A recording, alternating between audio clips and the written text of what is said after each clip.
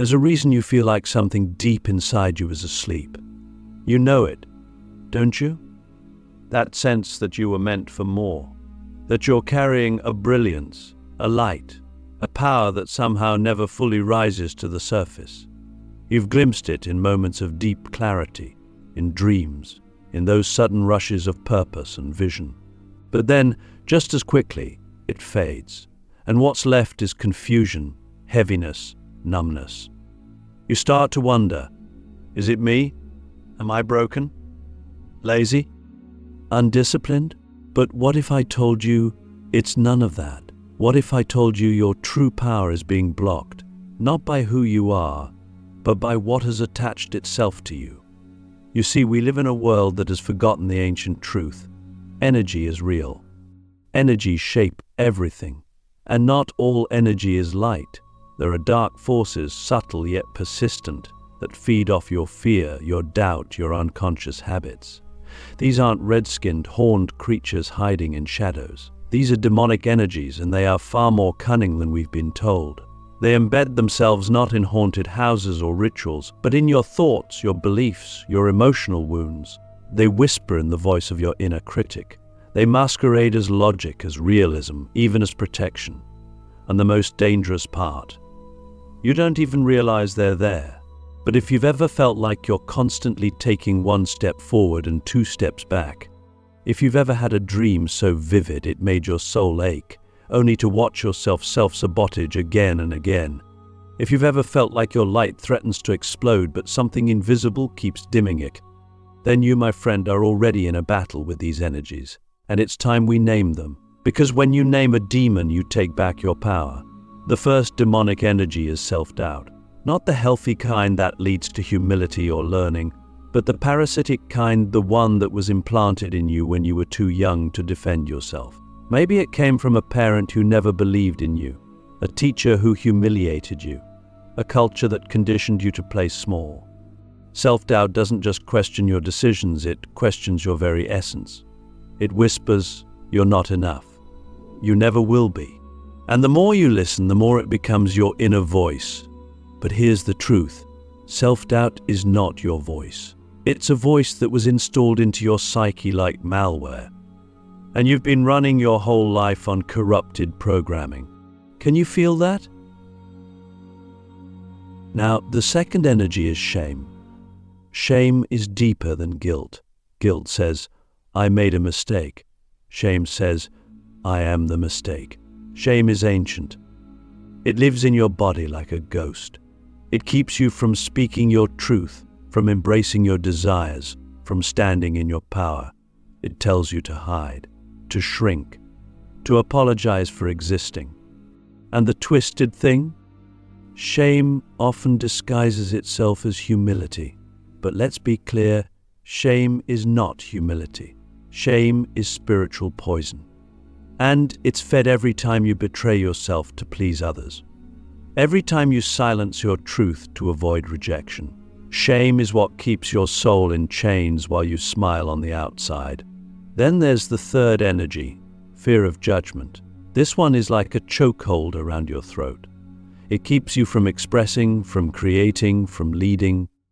You imagine what people will say, their mockery, their disapproval, their gossip, and so you stay silent, invisible. But ask yourself this, who are you living for? Are you here to be liked or to be free? The fear of judgment is a soul killer because it teaches you to outsource your identity. You become a mirror, reflecting what others want to see, instead of a flame burning with your own essence. But you were not born to be a reflection. You were born to be a fire. And then comes the fourth, addiction to comfort. This one is sneaky. It doesn't feel dark at first. It feels safe, familiar. Scrolling, numbing, procrastinating, overeating, avoiding. You trade your purpose for pleasure, your power for safety. But comfort is a cage that looks like a bed. It tells you, don't risk, don't leap, don't try, it's too hard. And so you stay. You stay in environments that drain you, relationships that shrink you, habits that dull you, Until one day you wake up and realize your potential never got to breathe. That's the tragedy comfort creates. Not pain, but mediocrity. And make no mistake, mediocrity is the slow death of the soul. Now let me ask you something real, and I want you to pause and feel this. What is the one thing you know you are meant to do in this lifetime, but you've been avoiding? Not because you're lazy, not because you're not capable, but because these energies, these invisible parasites, have convinced you it's not possible. That question, if you sit with it long enough, will reveal your next spiritual battle. Here's the truth. These demonic energies are not external enemies. They're internal saboteurs. But they didn't start with you. Some were inherited through trauma. Some were absorbed from your environment. Some were created by unhealed pain. But now they live inside your energetic field, shaping your decisions, your relationships, your destiny. And until you confront them, you'll keep wondering why your life feels like a shadow of what it's meant to be. But here's the radical truth. You are more powerful than any of these energies. Not because of your intellect, not because of your willpower, but because your soul is ancient. Your light is older than your fear. And when you choose to see, truly see, what's been holding you back, you begin to break the spell. Awareness is exorcism. Recognition is liberation. Every time you name the energy, you weaken its grip. Every time you act from your truth instead of your fear, you reclaim a piece of your power. This is not about perfection. This is about awakening. This is about becoming a conscious warrior of your own energy. Because once you awaken, you can never again be controlled by what you now see clearly. Say this with me in your heart. I am reclaiming what was always mine. I am not my fear. I am not my shame. I am not the voice that tells me I'm not enough. I am a vessel of power waiting to be remembered. Click subscribe to this channel to get more profound spiritual lesson. You see, when most people think of possession, they imagine something theatrical, eyes rolling back, voices changing, bodies convulsing. But the most dangerous kind of possession doesn't look like a horror film. It looks like your everyday thoughts. It sounds like your internal dialogue. It feels like your natural, unquestioned beliefs. That's how deeply these demonic energies operate. They don't need to scream. They whisper. They don't attack from outside. They install themselves in your mind and begin to speak in your voice. They don't possess your body. They possess your perception. And here's the terrifying part. You believe them. You believe the voice that says, you're not creative. You believe the story that says, you'll never be truly loved. You believe the thought that says, you're too late to change. But those aren't your thoughts. They're programs. Viral codes injected into your consciousness through childhood trauma, societal conditioning, ancestral pain, and energetic exposure. You didn't choose them, but if you never question them, you'll live a life they chose for you. This is the fifth demonic energy, false identity. It's not just a lie, it's a full identity construct built on half-truths and survival mechanisms. It's the version of you that was created to stay safe, to be accepted, to avoid rejection. It's the mask you wear so convincingly that you forget it's not you. And here's how you know this energy is active. Your life feels small, but you can't explain why. You feel disconnected from joy, but you function just fine. You're successful on paper, but empty inside. That's the weight of a false self. It's heavy, even if it looks polished. But if you want to reclaim your true power, you have to be willing to destroy that false identity. You have to risk not knowing who you are for a while. You have to let go of the story that comforted you but caged you. The truth is, identity isn't fixed, it's fluid, it's sacred, and it's meant to evolve. But demonic energies don't want you to evolve. They want you to stay frozen in a version of yourself that's easy to control. And that leads us to the sixth energy, mental overload and confusion. This energy thrives in the noise.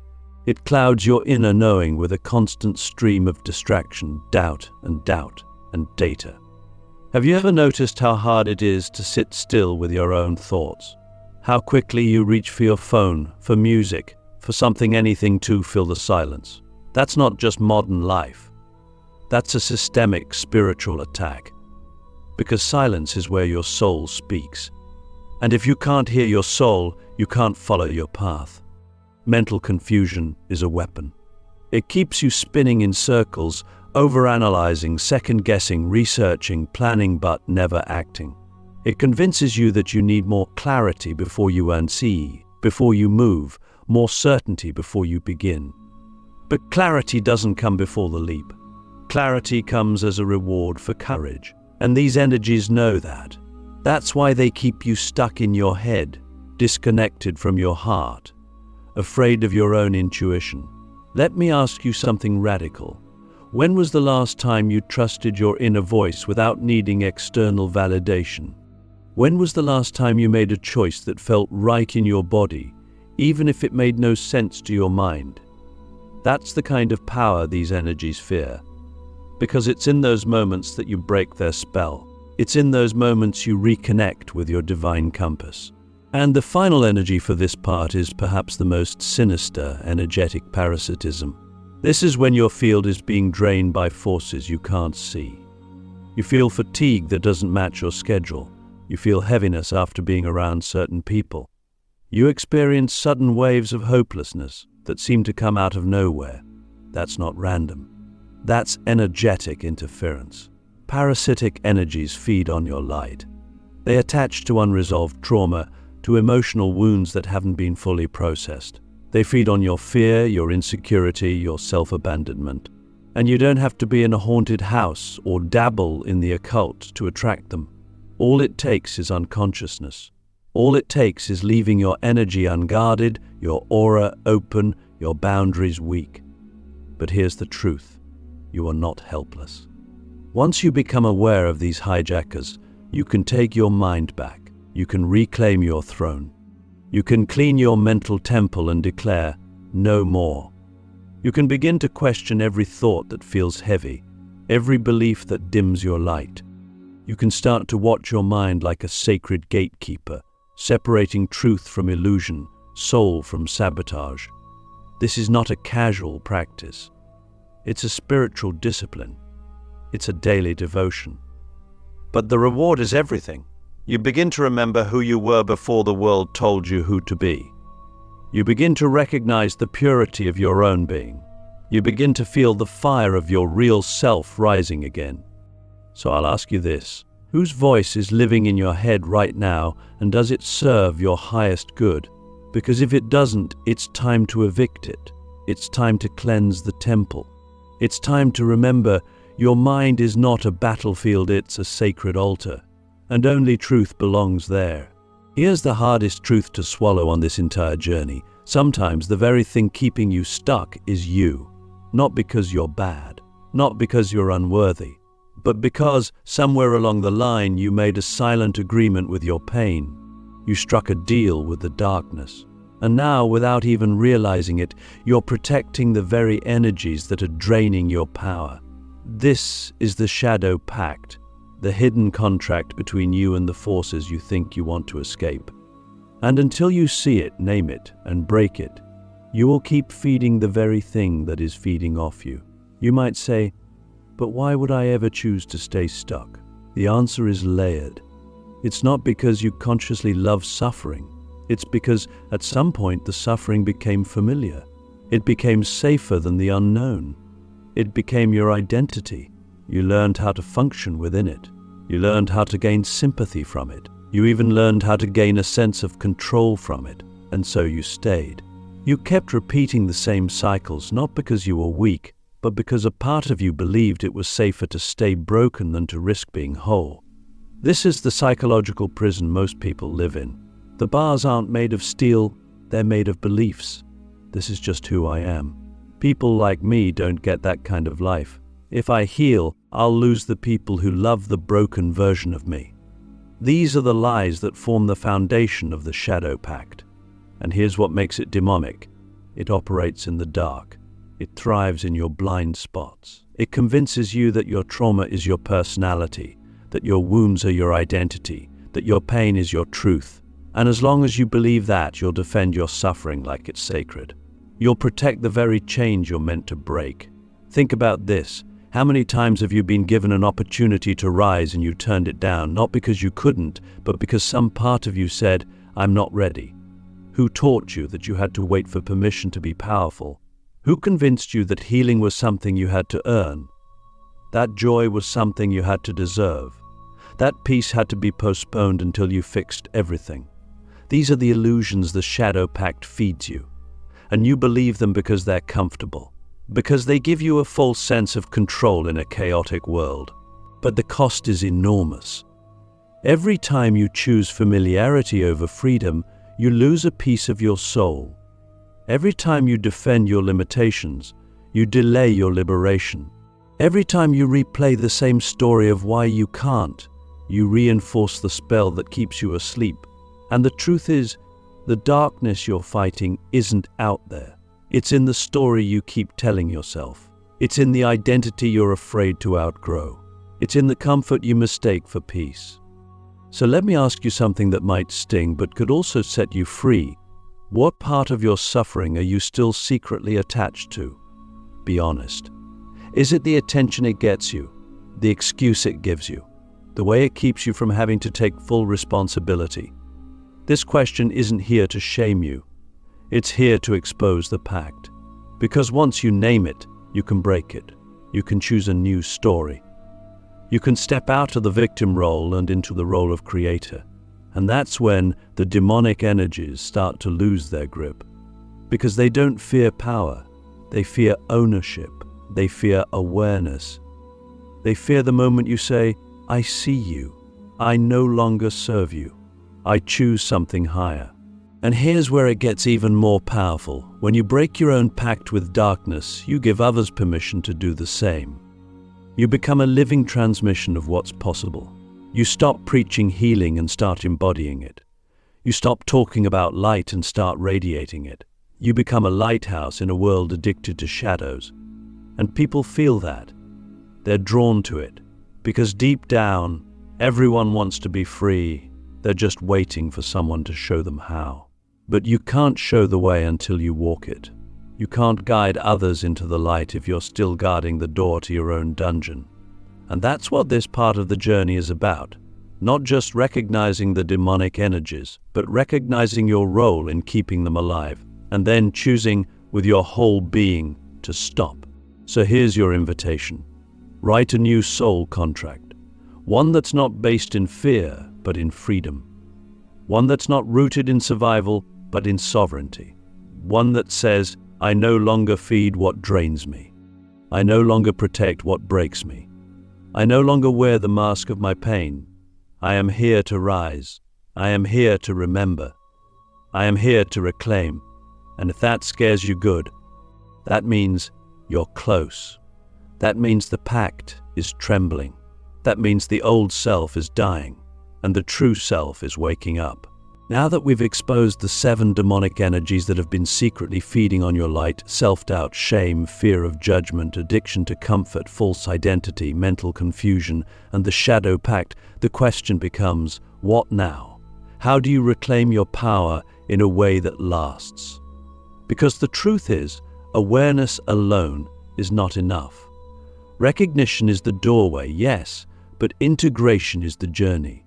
This is the final exorcism. And it doesn't require smoke, chants, or rituals. It requires a radical, embodied decision to no longer allow anything unworthy of your soul to remain in your field. Not as thought, not as behavior, not as identity. The first step in reclaiming your power is to take full energetic ownership of your life. That means no more outsourcing your authority to fear, to other people's opinions, or to your past. You stop waiting for someone to save you. You stop blaming your circumstances. You stop spiritual bypassing with affirmations you don't believe. You look in the mirror and say, "If I ever gave away my power, I'm calling it back now." You say it out loud. You say it until your bones remember. You say it until the energy shifts. You must begin a sacred practice of energetic hygiene. Just like you shower your body, you need to cleanse your field. Every day, not just when you feel bad, because these energies are subtle. They creep in through your phone, your conversations, your thoughts, your habits. So you ground yourself, you breathe deeply, you sit in stillness, you scan your body for tension. You ask, is this mine? And if it's not, you release it. You visualize light flooding your body, washing through every cell, pushing out anything that doesn't belong. You don't need to know the exact name of the energy to remove it. You just need to remember that your consciousness is the most powerful force in your reality. The next step is truth-telling, radical, soul-level honesty. No more pretending, no more performance. You speak what's been buried. You admit what you've been running from. You confess what scares you, because truth is a sword, it cuts through illusion. Demonic energies cannot survive in truth. They can only hide in silence. That's why your healing accelerates the moment you start telling the truth, especially to yourself. Then you must seal your field. This is how you stop the cycle of energetic invasion. You create boundaries, not just with people, with energies, with thoughts, with environments. You say, this vibration is not welcome in my space. You say it with your energy, your choices, your standards. You stop engaging in conversations that drain you. You stop watching media that programs you with fear. You stop allowing guilt to manipulate your yes when your soul is screaming no. You don't have to explain yourself. You don't have to justify your boundaries. You just hold them like sacred fire. And finally, you anchor into your true power, the power that was never gone, only forgotten. You begin to choose from alignment, not fear. You take bold, soul-aligned action even when your knees shake. You speak your truth even when your voice trembles. You move forward even when you don't have all the answers. Because this is what real power looks like. It's not about controlling others. It's about mastering yourself. It's about living in such deep integrity with your soul that anything out of alignment cannot stay near you. Let me ask you this. What would your life look like if you were no longer negotiating with your fear? If you stopped asking for permission to be great? If you stopped diluting your truth to make others comfortable? That version of you already exists. Not in some distant future, but right now, vibrating just beneath the surface of your current self. All it takes is one decision, one breath, one moment of saying, I remember who I am. This final exorcism isn't about fighting the darkness. It's about becoming so full of light, so anchored in truth, so grounded in your divine identity that the darkness has nowhere left to hide. You become the kind of person these energies can't touch. Not because you're perfect, but because you're conscious. You're awake. You're sovereign. So if you've been waiting for a sign, for a ritual, for a green light from the universe, this is it. You've done the work. You've faced the shadows. You've heard the voice of your soul in the silence. Now reclaim your life. Speak your power. Walk like you belong here, because you do. And let every step you take from this moment forward be a declaration. I am free. I am whole. I am home. The final exorcism is not an ending. It is a beginning. The beginning of your true life. The one you came here to live. Now go live it.